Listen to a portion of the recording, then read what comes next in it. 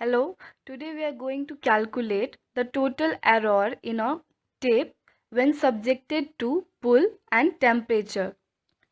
So, our question is like a tape was exactly 20 meter long. हमारा tape जो है वो 20 meter long है and is subjected to 20 degree Celsius and the pull exertion during that time is 7 kg.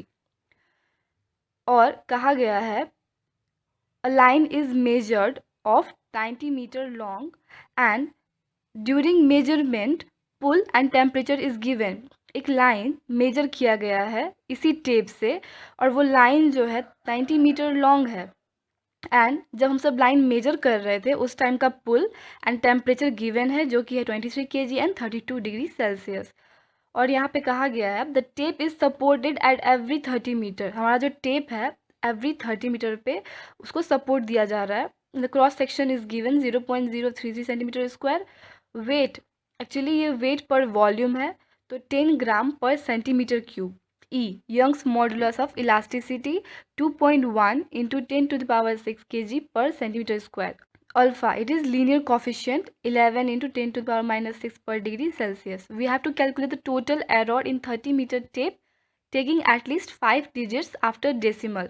It means point के बाद भी 5 digit लेना है and the true length of the line. So given जो कि मैंने already कह दिया है standard tape length L equals to 20 meter. And temperature during standard length, जब हमारा स्टैंडर्ड लेंथ 20 मीटर था उस टाइम का टेम्परेचर हमारा 20 डिग्री सेल्सियस था और जब हमारा स्टैंडर्ड लेंथ 20 था उस टाइम का पुल एक्सर्शन 7 kg था। अब उसके बाद आता है मेजर लेंथ। जब हम सब 90 मीटर को मेजर कर रहे थे तो ऑब्वियसली हम सबका मेजर लेंथ तो 90 है लेकिन उस दौरान पुल जो था वो 23 kg था। मेजर लेंथ के टाइम में हमारा टेम्परेचर 32 डिग्री सेल्सियस था। Now cross sectional area of the tape, हमारा cross sectional area is 0.033 centimetre square and weight पर वॉल्यूम इज 10 ग्राम पर centimetre cube and Young's modulus and linear coefficient is given here. So let us calculate. अब now we need to calculate the span. Span हमें इसलिए निकालना है क्योंकि sac correction के time में इसका यूज़ हो रहा होता है। एन का वैल्यू का वहाँ हम पुट करके सैक करेक्शन निकाल सकते हैं। सो हमें एन चाहिए। So N equals to standard length of tape by supported distance of tape. हमें स्टैंडर्ड लेंथ पता है 20, supported distance as we know tape supported at every 30 metre. So supported distance of tape is 30 metre 0.67। अभी हमें क्यों निकालना है इसके लिए हमें छोटा सा नोट दिखाना है। इफ़ हमारे क्वेश्चन में ये नहीं दिया हुआ है कि फील्ड मेजरमेंट के दौरान सस्पेंशन है या अनड्यूलेशन है, इफ़ ऐसा किसी भी बात का वहाँ पे जिक्र नहीं है तो हम सब लिखेंगे कि number of span equals to 1। Now why we apply sag correction, because as we all know कि हमारा अर्थ कम्प्लीटली स्ट्रेट नहीं है, ये कर्व फॉर्म में है, इसका सरफेस कर्व फॉर्म में है। सो हम सब जब भी किसी लॉन्ग डिस्टेंस को मेजर कर रहे होते हैं लाइक 90, 100 मीटर, 200 मीटर, देन हम सब जितना भी स्ट्रेटली क्यों ना मेजर करें, because of the earth surface हल्का सा वहाँ पे इनकरेक्शन आ जाता है which can be corrected through sag correction. Since there may be confusion about how to calculate number of span, हमें number of span निकालने में प्रॉब्लम्स हो सकते हैं। सो मैंने कुछ केसेस देके रखे हैं which will make you clarify about this term.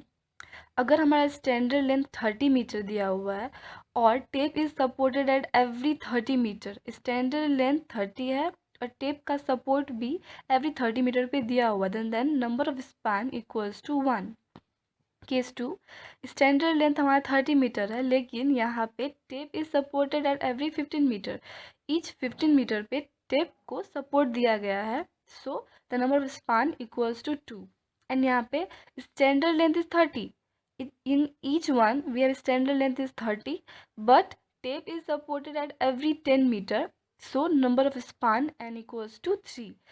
कहने का मतलब ये है कि एक स्टैंडर्ड लेंथ को कंप्लीट करने के लिए सपोर्ट लेंथ कितना स्पान ले रहा है, एक स्टैंडर्ड लेंथ को कंप्लीट करने के लिए सपोर्ट लेंथ कितना स्पान ले रहा है वो हमारा नंबर ऑफ स्पान बनता है।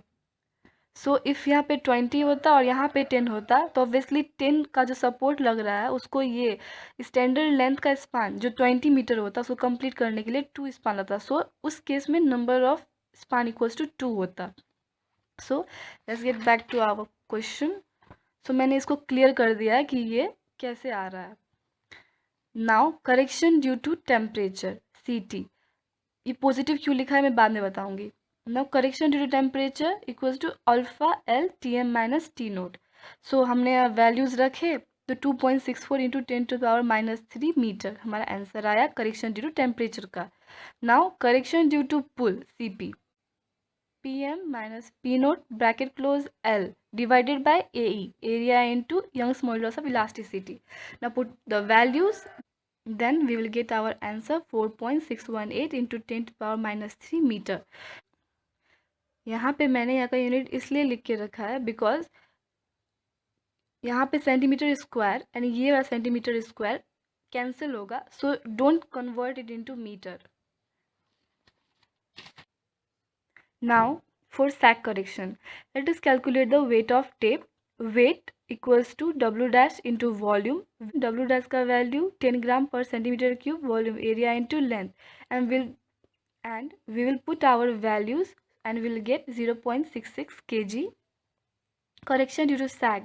हमारा सैग करेक्शन निकालने का टाइम आ गया है and the formula is LW square by 24 N square PM square. Now put on the values and we will get our answer 1.528 into 10⁻³ metre. Now total correction. Total correction के time में हमने जो यहाँ लिखा था ना नेगेटिव और यहाँ पे पॉजिटिव, अब इसका काम होगा जब हम सब टोटल एरर निकालते हैं तो हम सब correction due to temperature CT को पॉजिटिवली लेते हैं और correction due to pull CP positively लेते हैं, तो सैग करेक्शन को हम सब नेगेटिवली लेते हैं. Correction due to sag is taken negatively.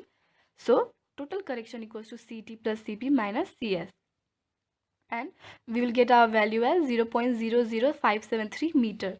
Now total length of tape. Total length of tape निकालने के लिए जो हमारा एक्चुअल स्टैंडर्ड लेंथ है प्लस करेक्शन या फिर जो एरर आ रहा है वो, मतलब L plus correction E equals to 20 plus 5.73 into 10⁻³ इसको जो हम सब राउंड ऑफ करेंगे 20 plus 0.00573 equals to 20.00573 meter. So the total length of tape equals to 20.00573.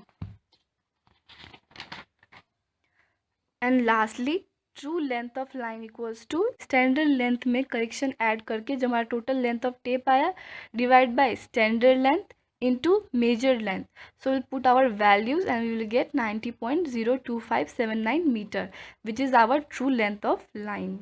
Thank you.